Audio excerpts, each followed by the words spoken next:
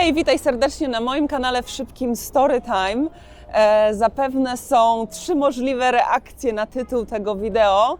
Jedna reakcja jest: fuj, będzie nam pokazywać kupę, co ona wymyśliła, powaliło ją. Druga reakcja jest: a pewnie nie będzie gadać o kupie, to jest tylko taki clickbait, żeby ludzie w to klikali w ten odcinek.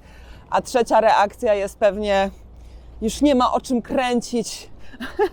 Albo właśnie porąbało ją. Nie wiem, jaka jeszcze może być reakcja na temat odcinek o kupie, ale taki jest odcinek i nie będę Wam pokazywać tutaj kupy, choć jestem w latynoskiej dzielnicy, więc trochę tej kupy jest, takiej psiej kupy, a dzisiaj opowiadam o ludzkiej kupie w Nowym Jorku, dosłownie. Jest to temat oczywiście, na który nigdy nie rozmawialiście.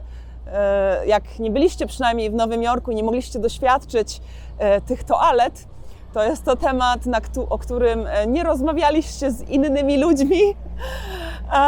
I generalnie chciałam tak przestrzec trochę tym odcinkiem turystów, którzy się głównie tutaj wybierają, bo jak już tu żyjecie, to wiecie, że na przykład bez przepychaczki takiej, to się nazywa plunger, bez takiej przepychaczki do kibla to nie ma tutaj co w ogóle urzędować w łazience w swoim mieszkaniu, ponieważ te rury są strasznie tutaj stare i jakby wąskie, więc niestety, ale zdarza się, że po prostu kibel się zatka, toaleta się zapycha i to nawet nie trzeba robić kupy, wystarczy zrobić siku i wrzucić dużo papieru, albo wystarczy, nie wiem, wydmuchać nos 4 razy, wrzucić papier do toalety i też może się zapchać. Niestety, ale takie są realia. I to nie jest tylko mój przypadek, bo dla mnie nie ma tematów tabu. Ja na tym kanale, już wiecie, rozmawiałam o rasizmie, o depresji, o bezdomnych, o biedzie, rozmowa z gejem, po prostu każdy ten taki temat, który wydaje się trochę taki niekomfortowy, taki dziwny, trochę tabu, to ja lubię o takich tematach właśnie rozmawiać, bo mam w sobie tą odwagę.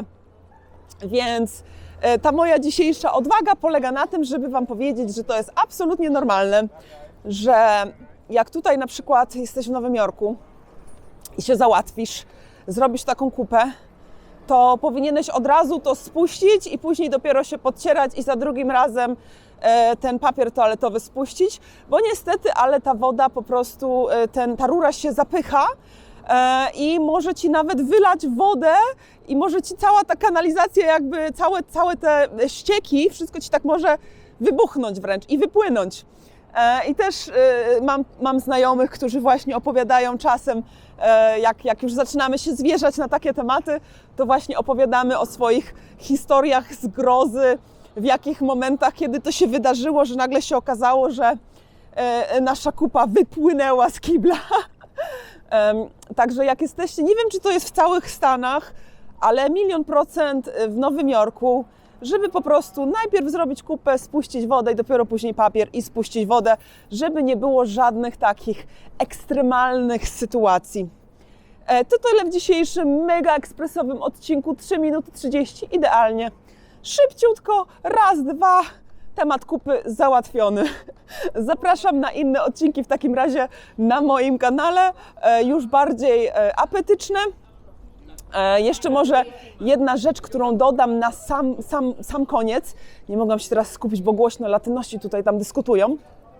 Na sam koniec jeszcze tylko dodam jedna ważna rzecz. Jest taka, że te kible w ogóle generalnie w Nowym Jorku są obleśne.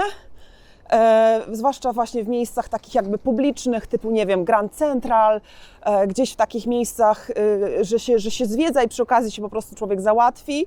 Najgorsze w ogóle kible to są w Central Parku, masakra,